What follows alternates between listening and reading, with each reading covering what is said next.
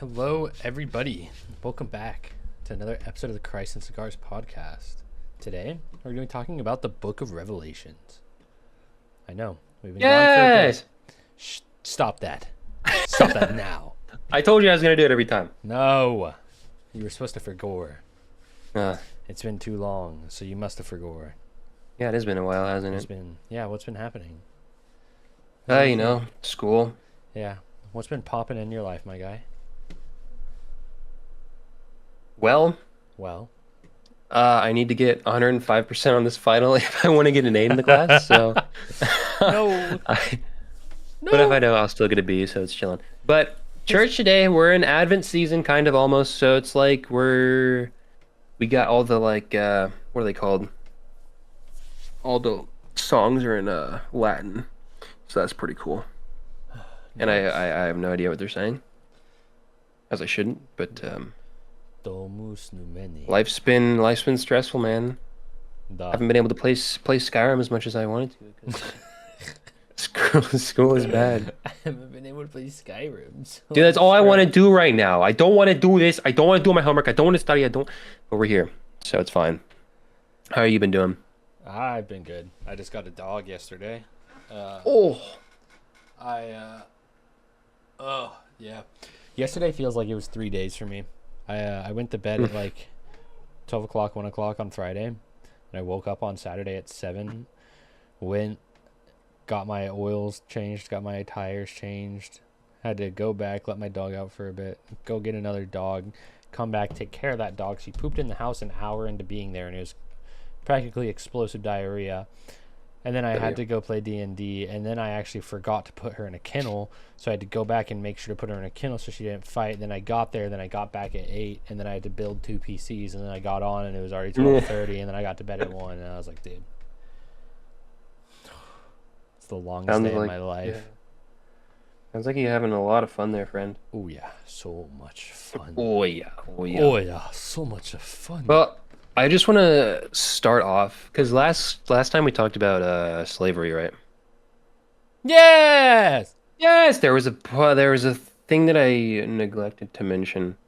Oh yeah. A lot of people point to the verse where it says, "Slaves obey your earthly masters," which we already talked about in the podcast previously, but I failed to give a little bit of historical context. So, during the time of Paul, when he was writing, what was that? Ephesians and Colossians, which debated if he even wrote those.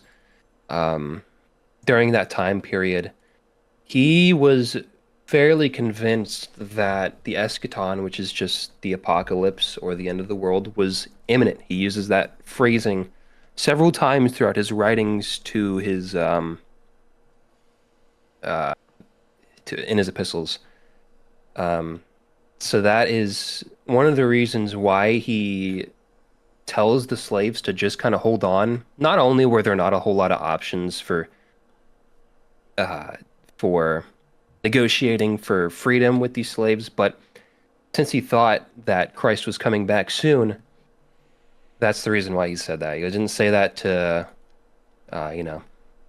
give more power to slave owners or this or that. That's the reason why he said that. But to provide a little bit more context on the Book of Revelation specifically, a lot of the bishops didn't really want to include it into the biblical canon because it was super controversial. But there are a couple books in the canon that were added in there purely because they were popular, and we'll talk about why Revelation specifically was more popular a little bit later on. But that's the reason that they decided to add it in there in the first place, was because people were so attached to it. So yeah, that's all I wanted to add before we get started. Do you have anything? I do not. I don't think I have anything. It's I'm surprised that it is one of the most read and sought after books of the Bible. Honestly, feels like I am hallucinating whenever I read it. Well, it's the sole purpose of It's Revelation very being important, written. but the sole purpose of it being written was to provide encouragement to, at the time, persecuted Christians. So when you read it from that lens, it'll make a little bit more sense. But that kind of ties back to what Paul said on slavery, was that he also thought that the eschaton was imminent. So it's more comforting to know that he says that, there will be no more pain. He's promising a new world free of death and pain, and all these nice things that the earthly world does not provide. So that's one reason it's so popular, even today. It's a nice outlet into, I mean, as nice as the end of the world could be, I guess.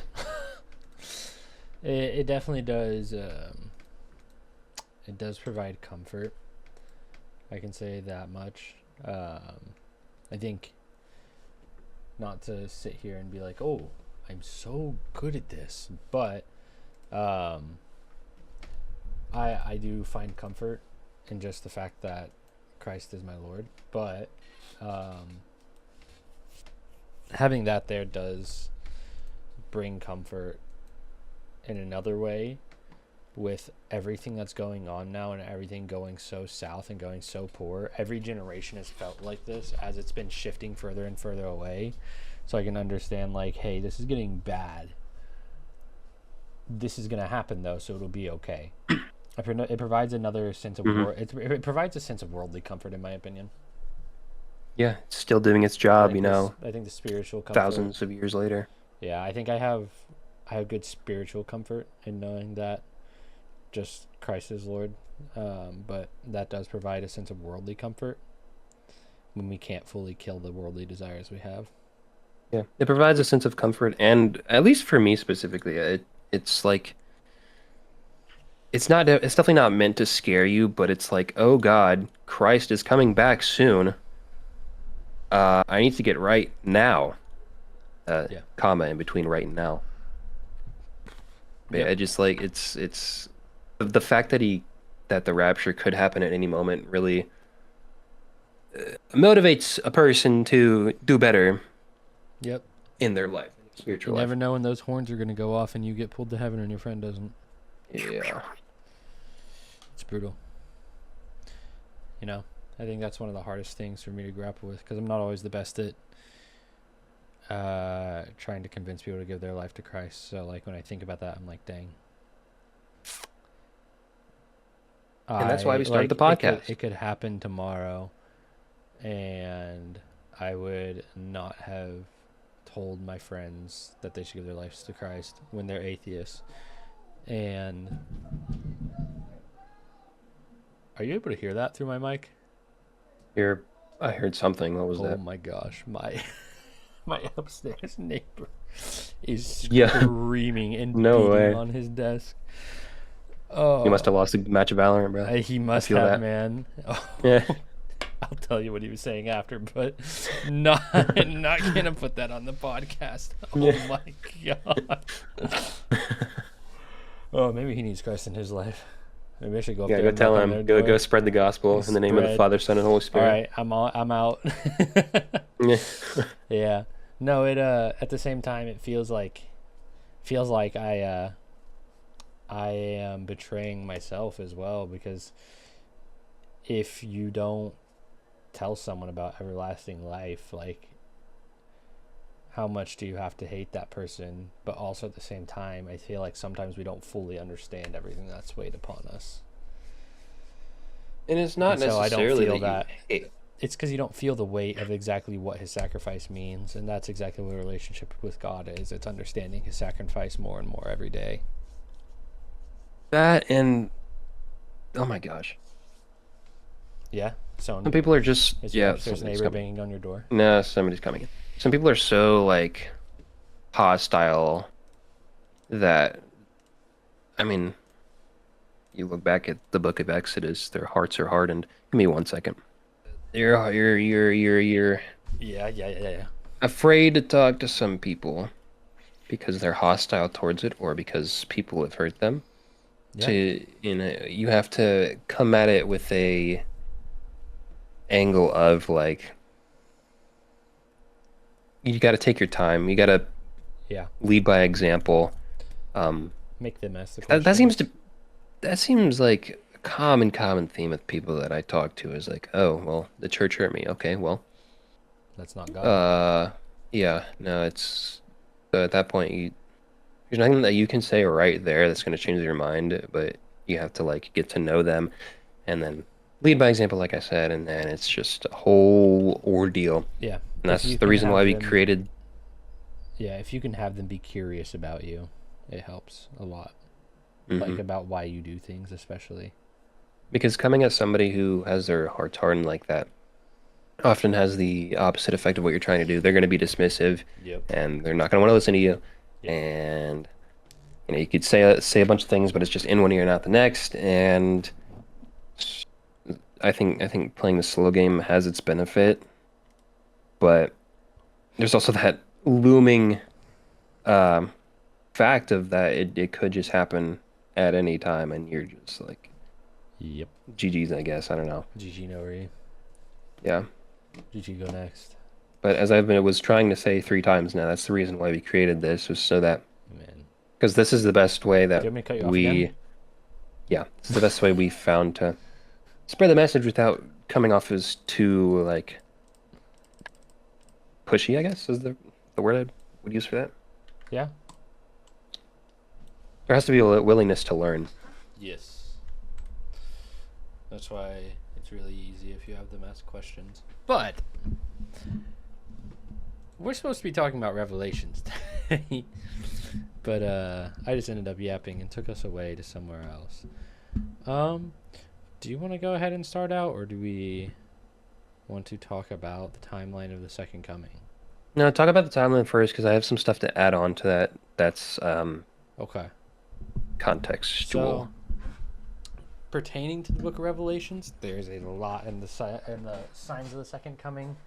Um, there is a lot of debate around the signs of the second coming as well. There are lots of things that people argue has happened, will happen, is an allegory, or so on and so forth. Some people say there's 17 signs. Some people say there's 15, I think. Okay. 20 signs of the Antichrist. Yeah, there's a lot.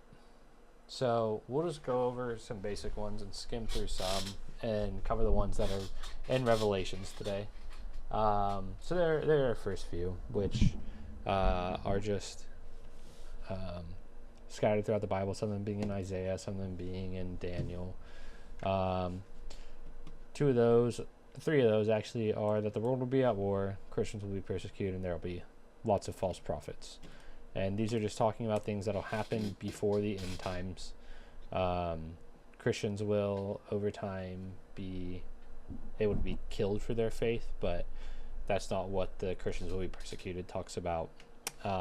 But once all that happens, there will be 1,000 years of peace. Not directly after. There are 3 different branches of how people view the timeline of the second coming. There's amillennialism, which believes that 1,000 years is the 1,000 years of peace will be after Christ's death, and it's a spiritual allegory for what we can experience by giving our life to Him. So we're currently in it, and these next signs can happen without any notice. There's postmillennialism, who think that once the church has reached the whole world and the gospel spread all over, the 1,000 years of peace will occur, and it will be an actual thing where no one will be hostile, no one will attack each other, there will be no hate, no disdain. Even the animals will have no hate or disdain. And then there's the last one is Christ returns, and then 1,000 years of peace occur while He's ruling over us. That's the main 3 branches. I didn't get the verse for this, but Which one do you fall under, or do you think? I knew the answer when I started researching this stuff, but let's see. I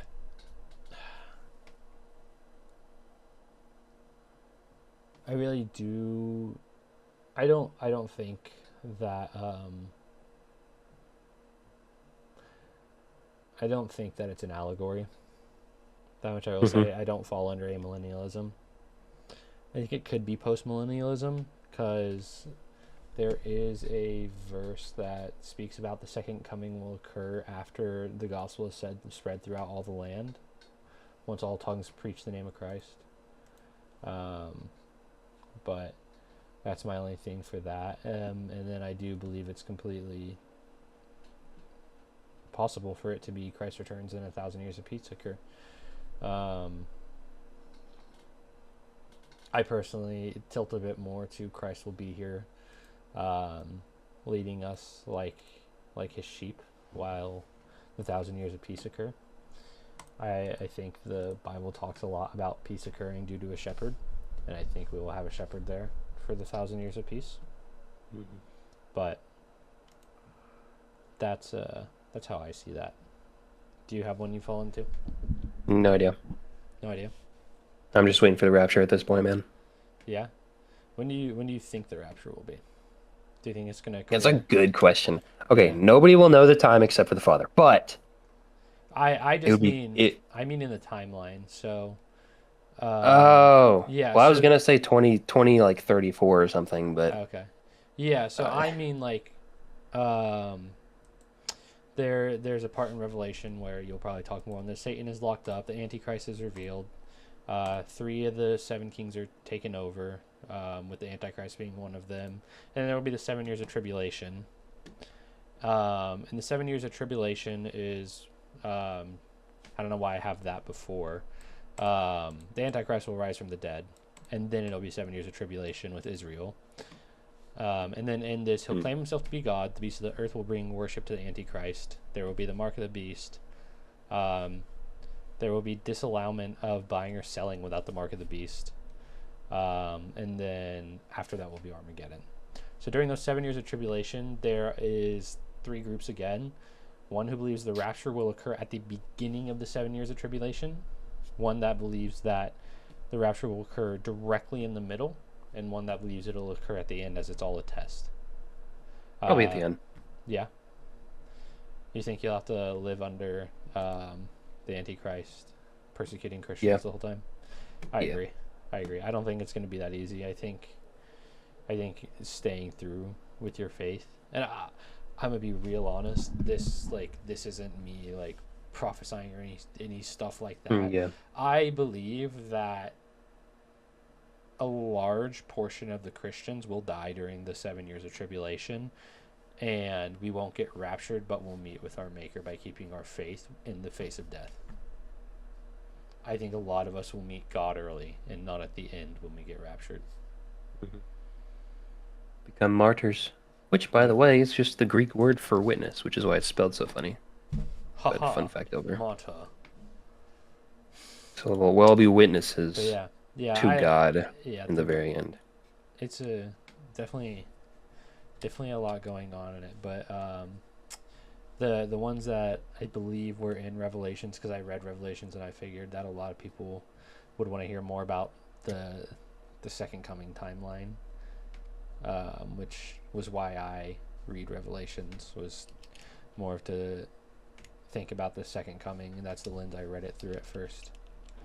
By the way, listeners, if you want to be pedantic, it's just Revelation and not Revelations, but I didn't say that. Shut up.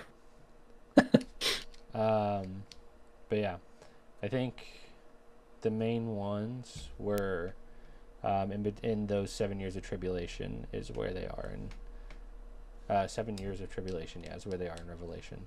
But kind of scary stuff, man. It's very scary. I mean, especially, Antichrist is going to rise from the dead. He's going to claim himself to be God and bring worship to himself, and then he's going to persecute Christians during this time, and you are going to be able to be killed for it, and then you'll have to have a mark of a beast put on your forehead, and if you don't do that, you're not allowed to buy or sell goods. It'll be a total economic shutdown, and it'll be 7 years of that, and there's going to be events that'll make him known, and he is going to use all of his means to bring worship to himself. And that's even scarier with how much of a digitalized age we are in right now. And by the way, I just want to tie this back to the time of antiquity during mainly the Book of Acts, where, well, I don't know if it was in the Book of Acts, but We're talking about the Antichrist, forcing everybody to worship the beast. This is why a lot of Christians in the very, very, very early church were. The Romans described them as antisocial because they were meeting at night, hiding from the people. Because if they were accused by anybody of being Christian, there was a very simple test which would prove if they were Christian or not, and that was making a sacrifice to any one of the Roman gods. It's kind of like the witch trials in Salem. If you would make a sacrifice, you'd be free to go, and if you didn't, you could face a multitude of punishments. The Yeah. worst of which being death, probably. But that sort of notion that we're going to be persecuted and the Antichrist will bring worship, or the beast of the earth will bring worship to the Antichrist, has already happened before. But I'll talk about that later as well. Yeah. It's very scary with it being in a digital age, in my opinion, because, I mean, the beast can take the form of anything, and it's gonna, I mean, yeah, everything that it could do is just so scary now. I mean, we see people's lives and careers come to pretty much an end because they say one thing mainstream media doesn't like. I mean, imagine what can happen if you have someone who has dominance over the world and is literally making people worship him. What will happen if you are against that? Not good things, I'll tell you that much. Scary, man. But Scary but stuff. but in the face of all of that, when that does eventually happen, uh, I mean, you can't really go any other way but just be prepared for dying. Yep. I think the majority of Christians will die during the time of And the during the 7 years of tribulation. I will say also, the beast doesn't necessarily have to be a singular entity, but it could be. I'm just gonna say groups of individuals, perhaps, could also fit into that category of persecuting Christians if they are in a position of power. It could be the Um, Satanic Church, it could. Well, that's not what I'm talking about, but it could be. stuff like that. I'm not worried about them, but I don't know, but anyway, oh, there's a lot. keep your eyes peeled, man. Keep your eyes peeled. Just be ready, man. Just keep a Bible with you. Dip that thing in holy water. Get a tattoo of the.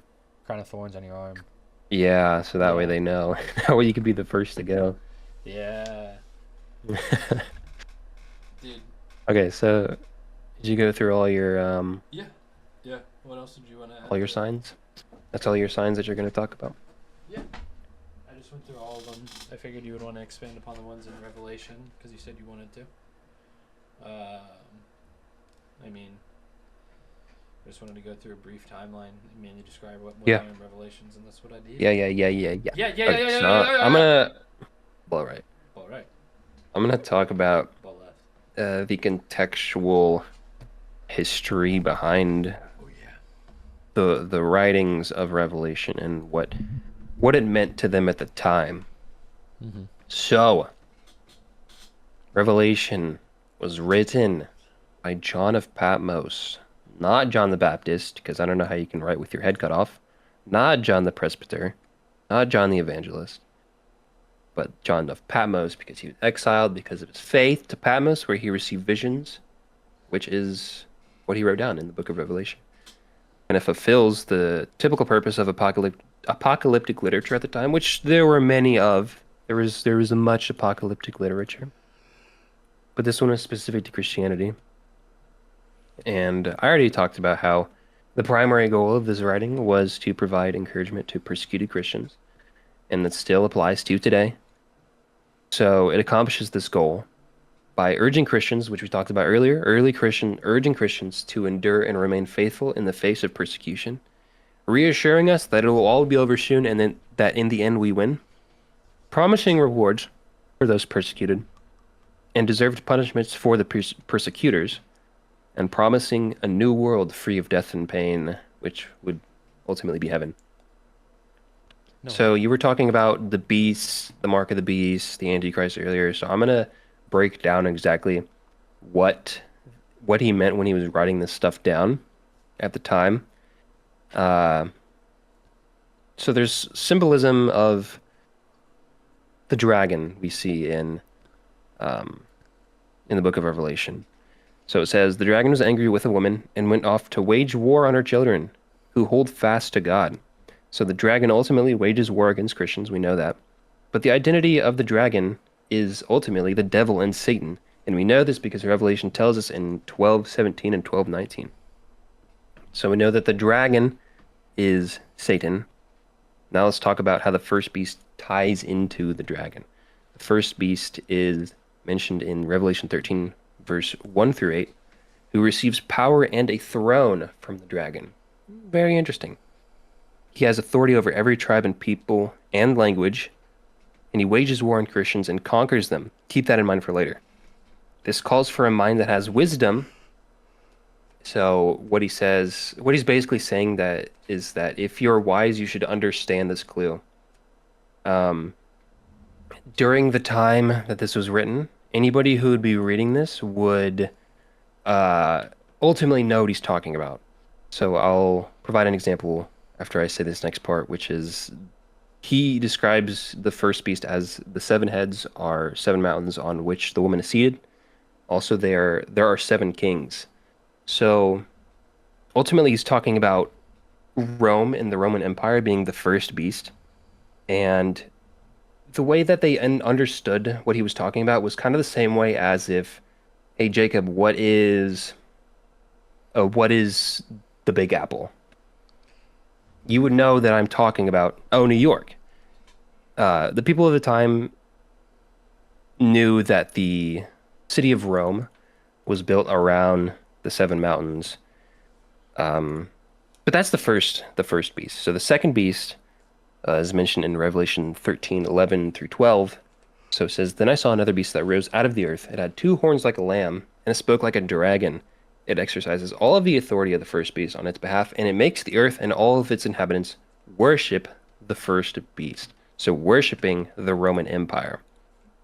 Now, by the signs that it is allowed to perform on behalf of the beast, it deceives the inhabitants of the earth, telling them to make an image for the beast, and can cause those who would not worship the image of the beast to be killed. So what he's talking about is ultimately the Roman governor.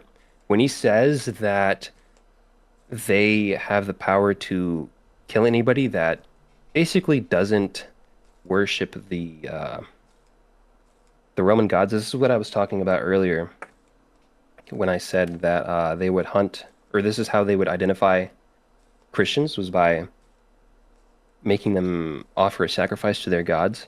The only person that could have the power to persecute you or to kill you was the Roman governor. So that's ultimately who John is talking about in relation to the second beast. So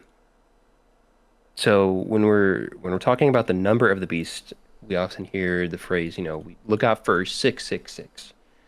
And John himself says that this calls for wisdom. So again, if you're wise, you should understand this clue. Let anyone with understanding calculate the number of a person.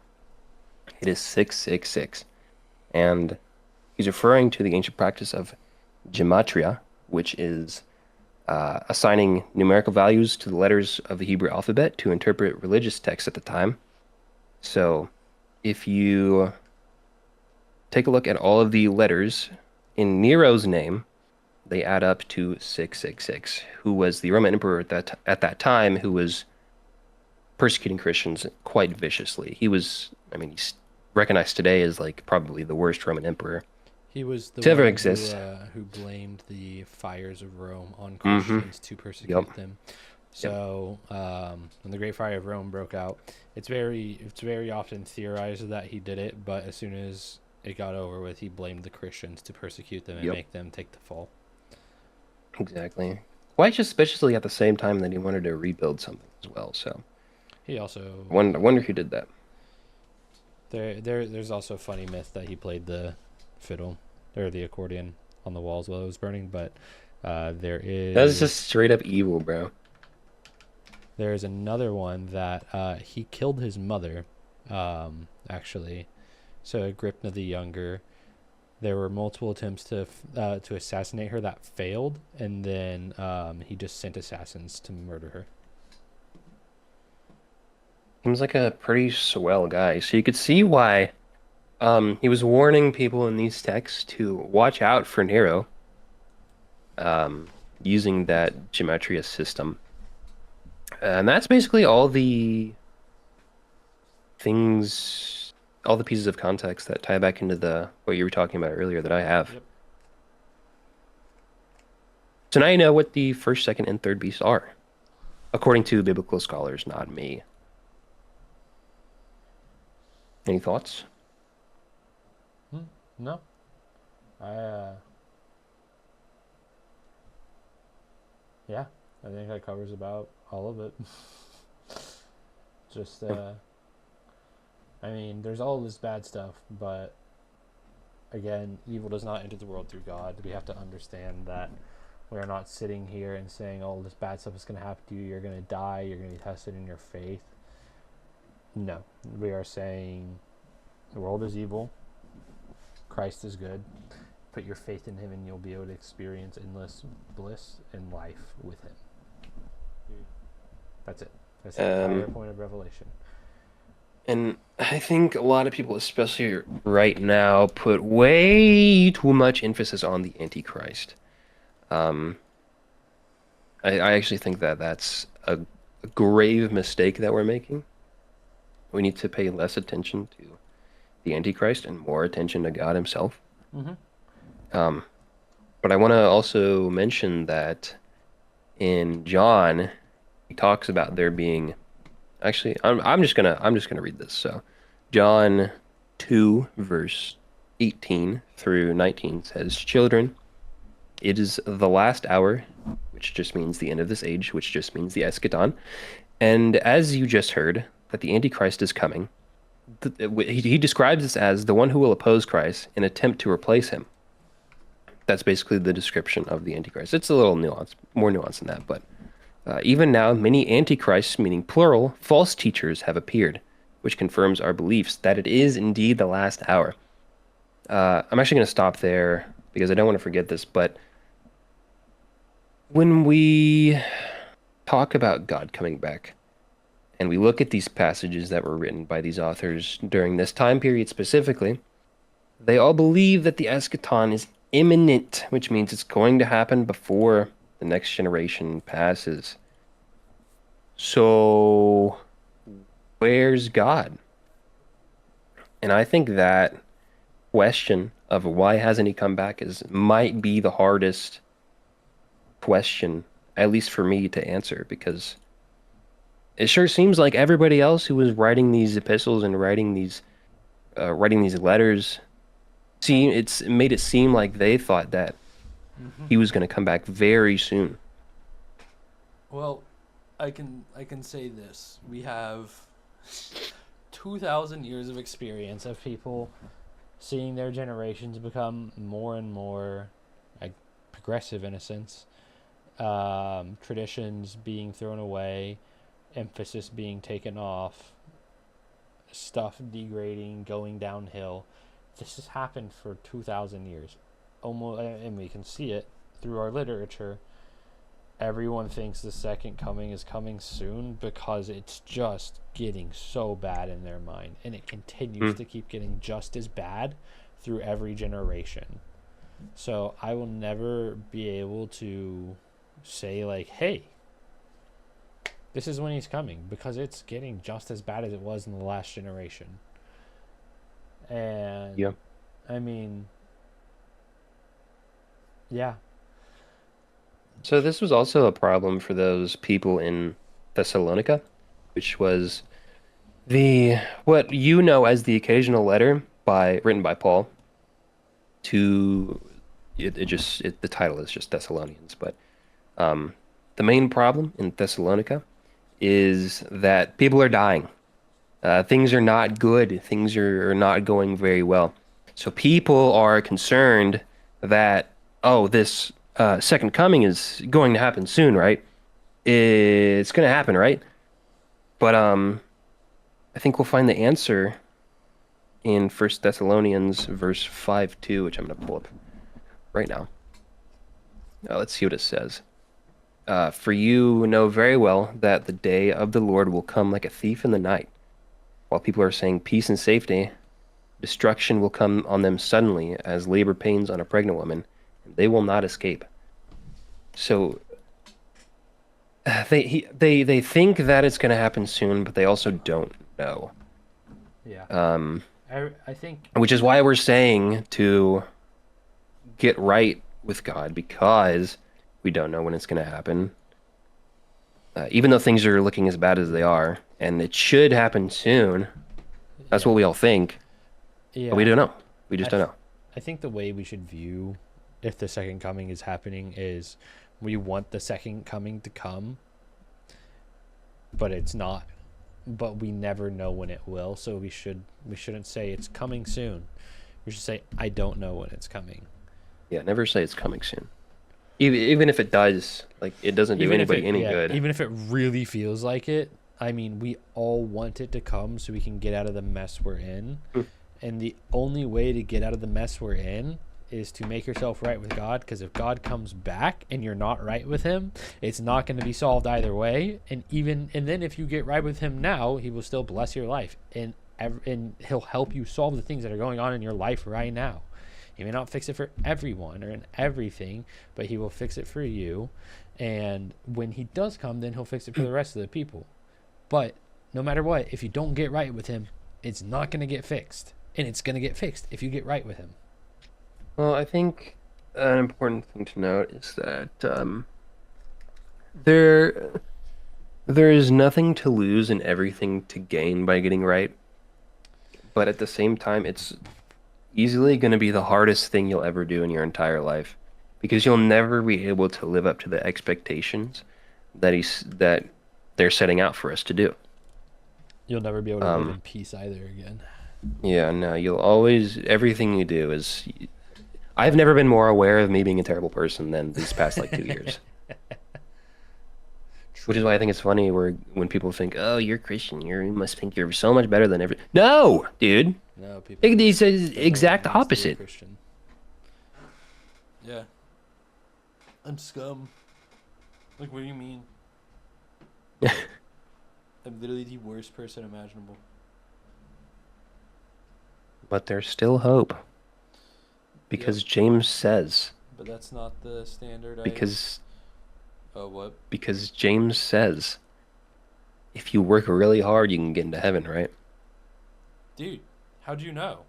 I picked up that Bible, just started reading, bro. Dude, something about like chivalry's dead. I don't know. Something about like, I don't know, something about lightning strikes. Yeah, something about GG. Something about it. You know? Yeah, no. I don't understand how people can say, like, how people actually have issues with, like, the works-based and, like, faith-based salvation. I mean, it's so... Christ very obviously talks about it in a way that solves it. Faith without works is dead. If you keep the faith, you're going to do his works. That's literally it. If you don't do works, you obviously don't have faith, and you're not going to get saved. If you do works but you don't have faith, you're not going to get saved, because it doesn't matter, because you're just working for the world. I don't get it.